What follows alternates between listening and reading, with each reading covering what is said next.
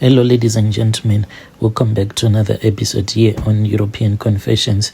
The following story that you're going to be listening to, it was sent to me by one of our brother, and this is the translation of the message that he sent to me.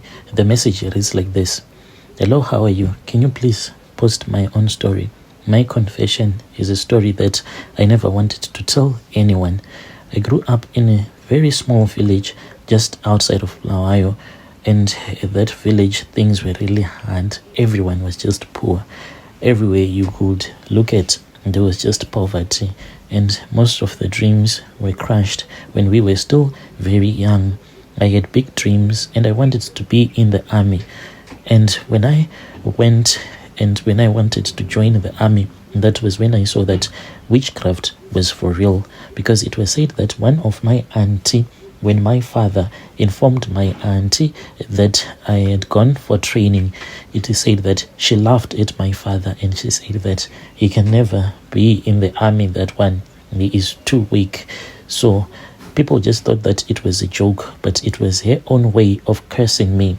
After that, that was when I felt and I returned back home. When I was going around visiting some prophets as well as some sangomas, that was when I was told that my auntie had placed a curse upon my life and that I would never achieve anything in my life.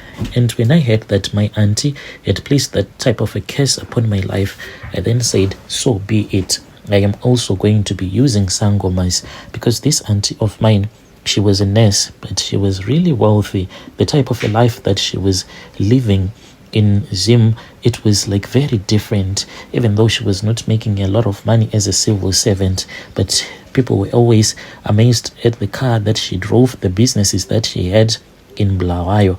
So I then spoke with one of my uncle. My uncle also, he did not want to become part of the family anymore because of the rituals. So whenever there was a funeral, my uncle would come and he would never eat at the funeral. And before the body will be buried, he will get into his car and return back to Bulawayo. And he was a man who had a lot of money. And you know that when you have money in the family, then people, they are afraid of you.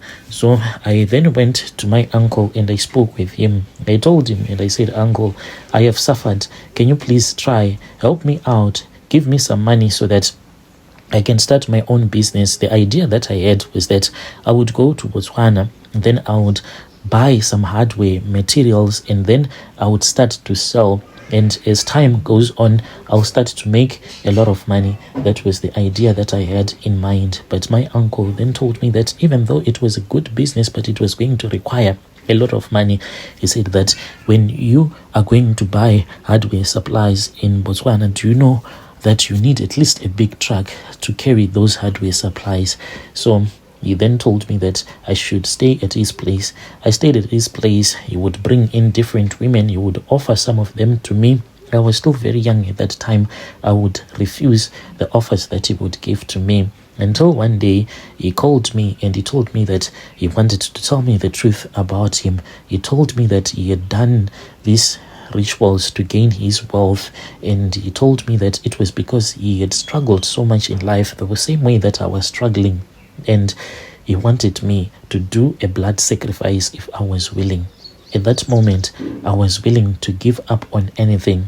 I had no idea what the true cost was going to be. He led me deep into the bushes one night to a secluded clearing where we met up with another man. This man, from the way that he was wearing, it seemed as if he was from Malawi, and as well as the accent.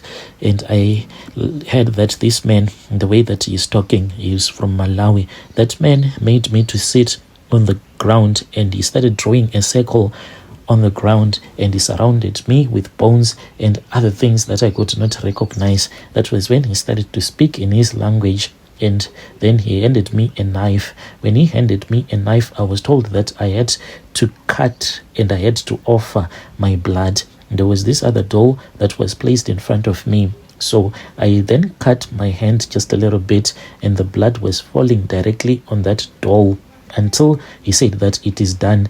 The spirits will give you whatever that you want. Within weeks, I don't want to lie to you, my life changed dramatically.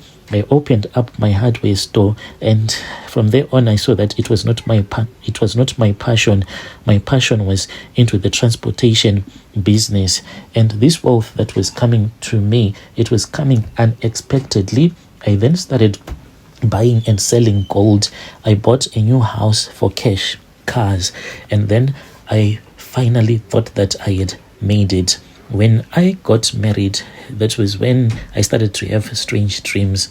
I would see sometimes that there would be someone with me in my bedroom. When I would wake up my wife, and then I would say, did you see that person?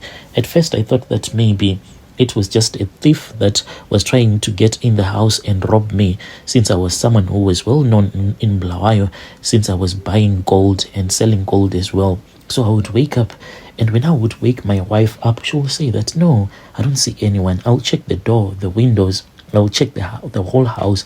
I was now paranoid, really paranoid. The time that was when my youngest son, Ngozi, not his real name, began to fall ill. It started with fevers. We thought that maybe it was just flu. The fevers came and went, but soon he grew weak, like really weak, unable to eat or even to get out of bed. We took him to the doctors, but still it was not working. They tried everything, yet his condition only worsened. They thought that maybe he was HIV positive, yet he was still very young. So they did a lot of tests, and when they saw that indeed there was nothing that was wrong with him, that was when my son passed away. When my son passed away, Brother Nashi, I cried so hard. I cried, and people did not understand that the reason as to why I was crying, it was the pain, knowing that the rituals that I had done so many years ago, those rituals were now coming back to haunt me.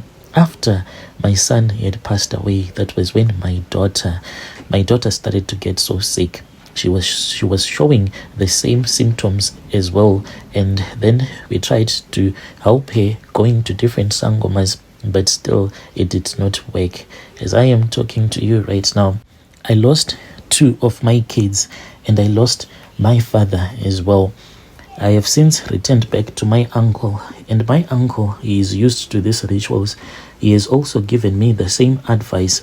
He told me to divorce my wife, to move on with my life, because my wife is the one who is holding me back from enjoying life. When I look at her, I feel so sorry. And my uncle, him being heartless, he said, what is the purpose of keeping a woman that cannot conceive anymore, that cannot give you a child? Don't you know that after you did the rituals, the woman that you were going to marry and have children with, she was going to be barren? And I said, but you never told me. And she said that, yes, those are some of the things that happen when you do these rituals.